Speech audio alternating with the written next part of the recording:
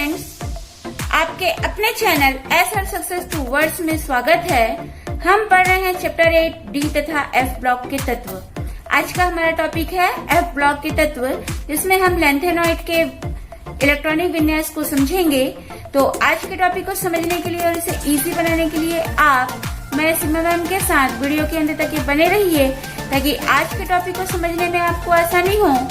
और वीडियो को लाइक कीजिए और इसको शेयर कीजिए, और मेरे चैनल को फर्स्ट टाइम वॉच कर रहे हैं तो सब्सक्राइब जरूर कीजिए, बेल आइकन को दबाइए ताकि वीडियो की नोटिफिकेशन आपको सबसे पहले मिले।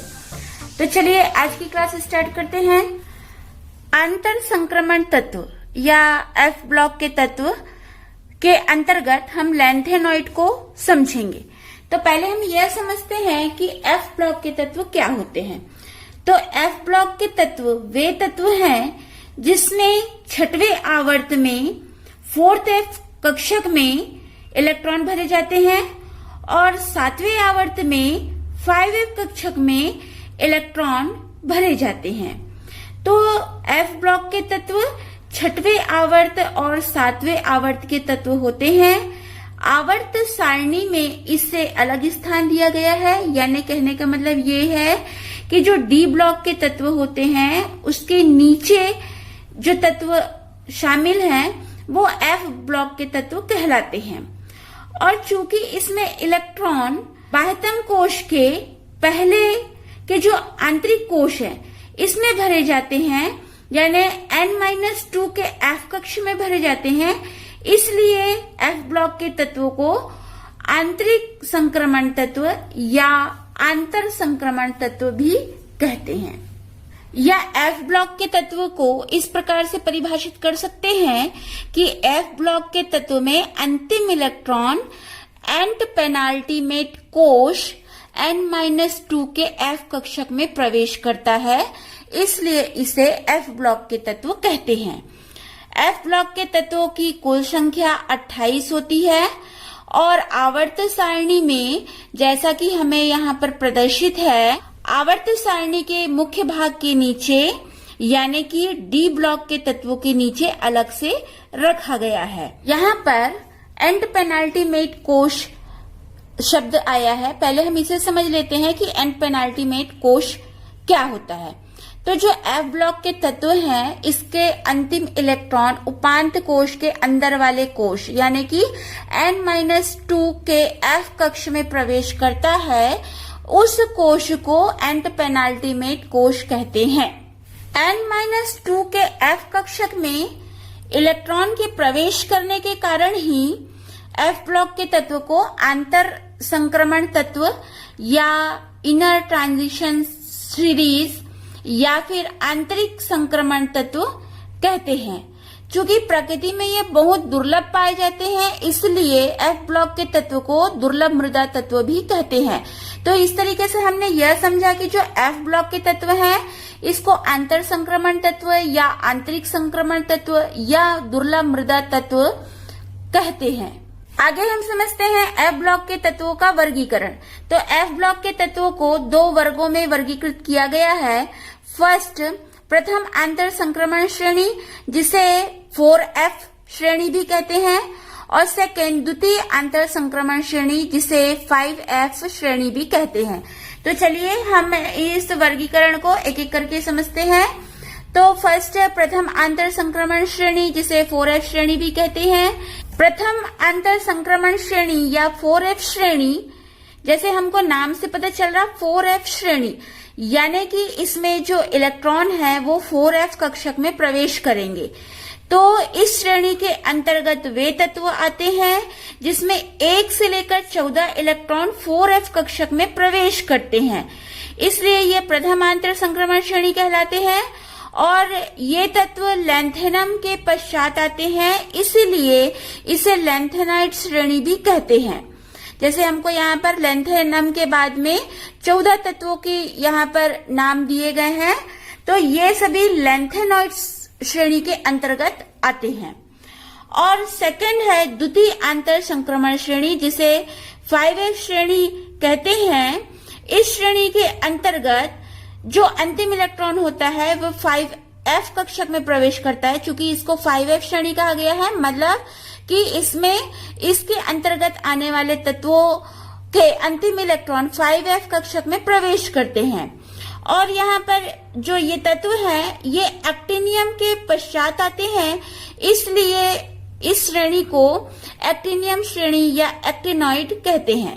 तो यहाँ तक हम यह समझे कि एफ ब्लॉक के तत्वों को आवर्त सारणी में डी ब्लॉक तत्वों के नीचे एफ ब्लॉक के तत्वों को अलग से रखा गया है और एफ ब्लॉक के तत्वों के इलेक्ट्रॉन n-2 के एफ कक्षक में प्रवेश करते हैं।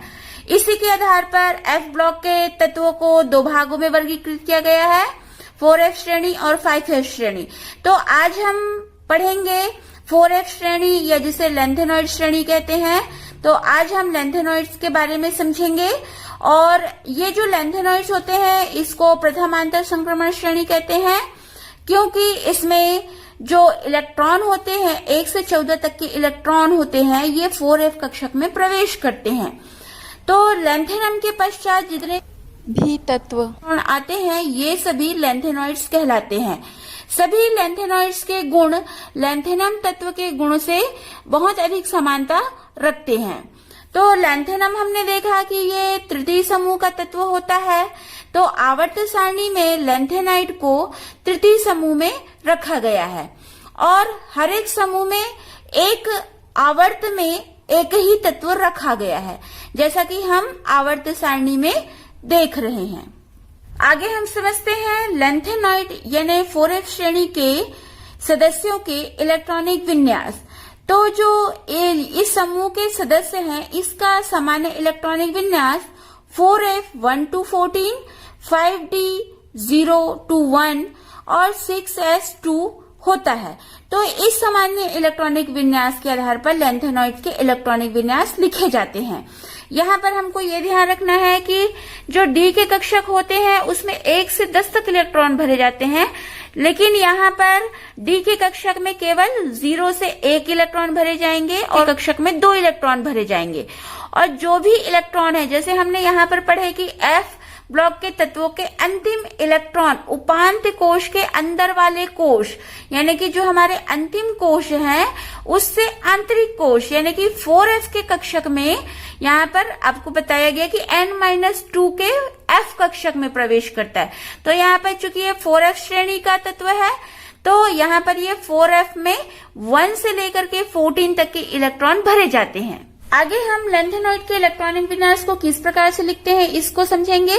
तो यहाँ पर जैसा कि हमको लेंथेनॉइड तत्वों के नाम और इसके संकेत, इलेक्ट्रॉनिक विन्यास और M3+ आयन में इलेक्ट्रॉनिक विन्यास किस प्रकार से लिखे जाते हैं ये प्रदर्शित है। तो आइए हम इसको समझते हैं। तो लेंथेनम का संकेत होता है La, जिसका परमाणु क्रमांक 57। इसमें इलेक्ट्रॉनिक विन्यास लिखा जाता है जेनॉन 5d1 6s2। तो जेनॉन का परमाणु क्रमांक 54 होता है और इलेक्ट्रॉनिक विन्यास लेंथेनम का 57 है। तो यहाँ पर 54 के बाद हमारे पास 3 इलेक्ट्रॉन बचते हैं। तो ये इलेक्ट्रॉन पहले 6s के कक्षक में 2 इलेक्ट्रॉन भरे जाएंगे और 5d के कक्षक में 1 इलेक्ट्रॉन भरे जाएंगे। और यहाँ पर ये M3+ आयन इलेक्ट्रॉनिक विन्यास में जेनॉन का इलेक्ट्रॉनिक विन्यास, जैसा हम जेनॉन के लिए इलेक्ट्रॉनिक विन्यास लिखते हैं वो आएगा। सीरियम लेंथेनम के बाद दूसरा तत्व आता है यहाँ पर सीरियम। इसमें संकेत है Ce, परमाणु क्रमांक 58। तो इसका इलेक्ट्रॉनिक विन्यास लिखा जाएगा जेनॉन 4f1 5d1 6s2। अब यहाँ पर हमारे पास जेनॉन का परमाणु क्रमांक 54 है और इसके बाद 4 इलेक्ट्रॉन बचते हैं। तो 4 इलेक्ट्रॉन में पहले 6s2 में 2 इलेक्ट्रॉन, फिर 5d में 1 इलेक्ट्रॉन और फिर 4f में 1 इलेक्ट्रॉन भरे जाएंगे।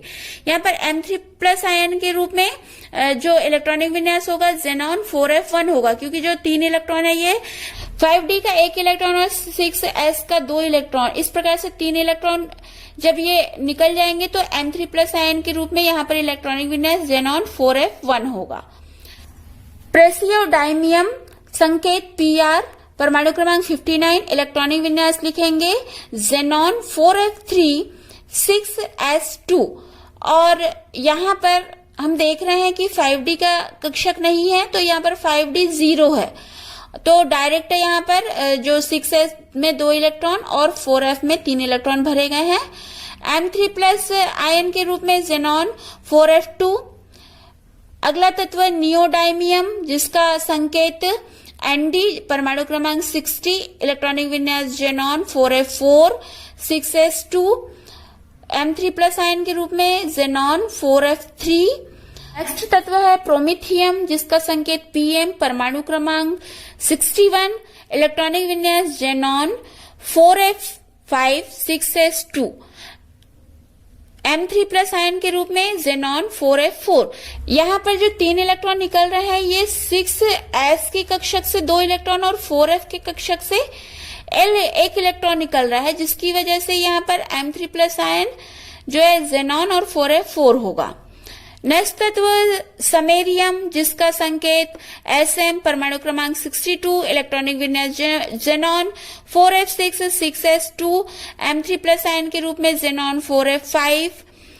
नेक्स्ट तत्व यूरोपियम, जिसका संकेत Eu, परमाणु क्रमांक 63, इलेक्ट्रॉनिक विन्यास जेनॉन 4f7 6s2, यहाँ पर M3+ आयन के रूप में जेनॉन 4f6। यहाँ पर ये 6s से 2 इलेक्ट्रॉन और 4f से 1 इलेक्ट्रॉन निकलने पर यहाँ पर 4f6 होगा। नेक्स्ट तत्व गैडोलिनियम, इसका संकेत Gd, परमाणु क्रमांक 64, इलेक्ट्रॉनिक विन्यास होगा xenon 4f7 5d1 6s2, M3+ ion के रूप में जेनॉन 4f7। और टर्बियम का संकेत Tb, परमाणु क्रमांक 65, इलेक्ट्रॉनिक विन्यास लिखेंगे जेनॉन 4f9 6s2 और M3+ आयन में जेनॉन 4f8। डाइस्प्रोसियम संकेत Dy, परमाणु क्रमांक 66, इलेक्ट्रॉनिक विन्यास होगा xenon 4f10 6s2, M3+ ion में इलेक्ट्रॉनिक विन्यास जेनॉन 4f9। होल्मियम संकेत HO, परमाणु क्रमांक 67, इलेक्ट्रॉनिक विन्यास होगा जेनॉन 4f11 6s2 और M3+ आयन में जेनॉन 4f10। हम देख रहे हैं जो भी 4f10, ये जो लास्ट कोश का M3+ आयन है ये 4f कक्षक में ही दिखा रहा है, क्योंकि यहाँ से 6s से 2 इलेक्ट्रॉन और 4f से 1 इलेक्ट्रॉन जा रहा है। होल्मियम के बाद नेक्स्ट तत्व है इर्बियम, जिसका संकेत Er, परमाणु क्रमांक 68, इलेक्ट्रॉनिक विन्यास जेनॉन 4f12 6s2 और M3+ आयन में इलेक्ट्रॉनिक विन्यास जेनॉन 4f11। थूलियम संकेत Tm, परमाणु क्रमांक 69, इलेक्ट्रॉनिक विन्यास जेनॉन 4f13 6s2, यहाँ पर M3+ आयन में इलेक्ट्रॉनिक विन्यास जेनॉन 4f12। इटर्बियम संकेत Yb, परमाणु क्रमांक 70, इलेक्ट्रॉनिक विन्यास xenon 4f14 6s2, M3+ ion में इलेक्ट्रॉनिक विन्यास जेनॉन 4f13।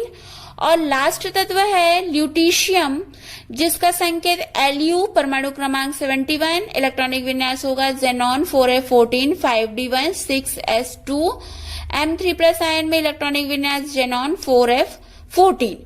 तो इस प्रकार से ये हमने इलेक्ट्रॉनिक विन्यास देखे। तो यहाँ पर हमने इलेक्ट्रॉनिक विन्यास को समझा, तो इसमें कुछ अपवाद होते हैं, जिसमें फर्स्ट है कि जो यूरोपियम और गैडोलिनियम, यूरोपियम का परमाणु क्रमांक 63, इलेक्ट्रॉनिक विन्यास जेनॉन 4f7 6s2 और गैडोलिनियम जिसका संकेत Gd और परमाणु क्रमांक 64, इसका इलेक्ट्रॉनिक विन्यास जेनॉन 4f7 5d1 6s2 है।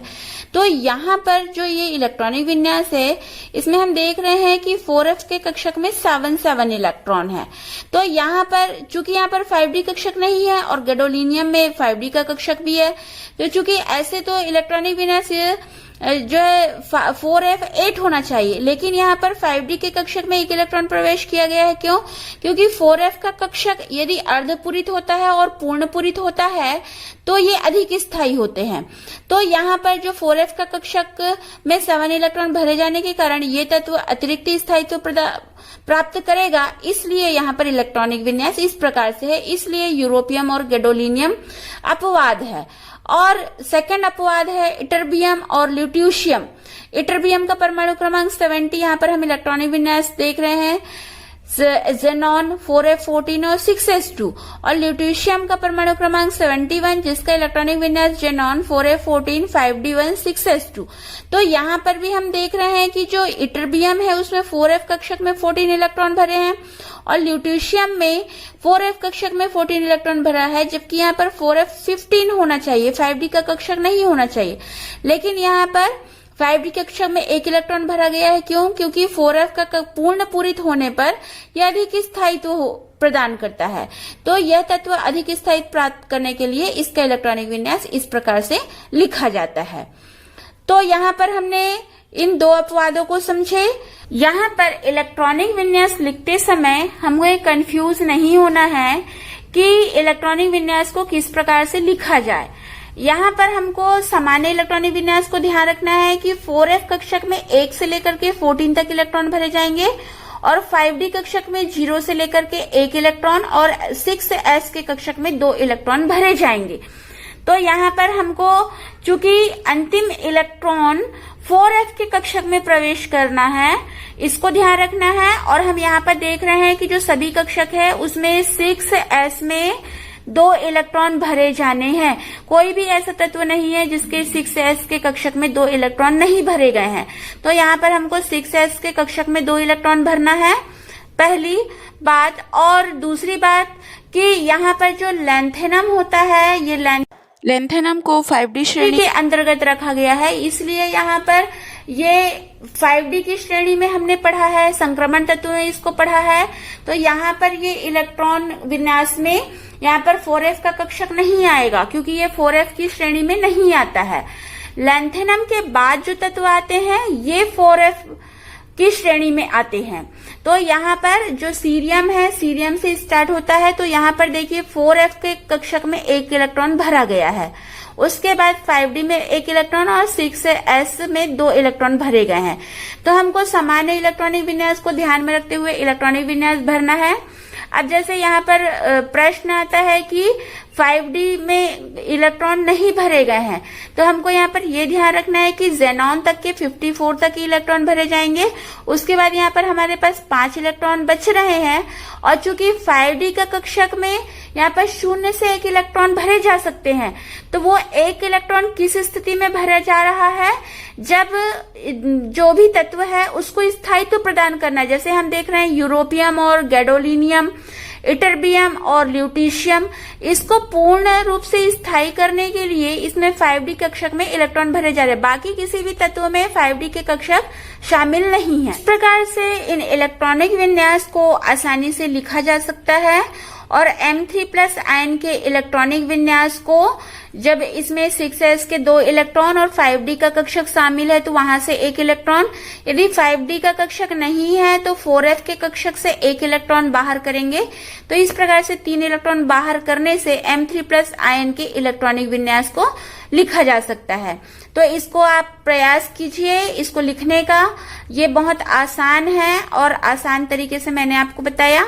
अब मैंने आपको कहा था कि मैं आपको इसको याद रखने की एक ट्रिक बताऊंगी, तो वह ट्रिक है सिर पर नशा पैसों का समाया यूं, गुड़गुड़ाया तब दिल से हुआ इकरार, तुम यार लुट गए।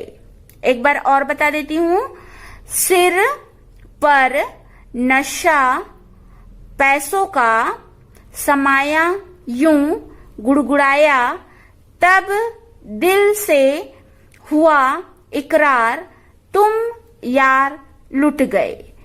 तो इस प्रकार इस ट्रिक के माध्यम से हम लैंथेनाइट के सभी तत्वों को याद रख सकते हैं। आज की वीडियो में हमने समझा कि ए ब्लॉक के तत्व क्या होते हैं और ए ब्लॉक के तत्वों का वर्गीकरण, लैंथेनाइडों का सामान्य परिचय और इसका इलेक्ट्रॉनिक विन्यास को किस प्रकार से याद रखेंगे उसके लिए ट्रिक। तो आज की वीडियो में बस इतना ही। अगली वीडियो में हम लैंथेनाइट के भौतिक गुणों को समझेंगे। तब तक के लिए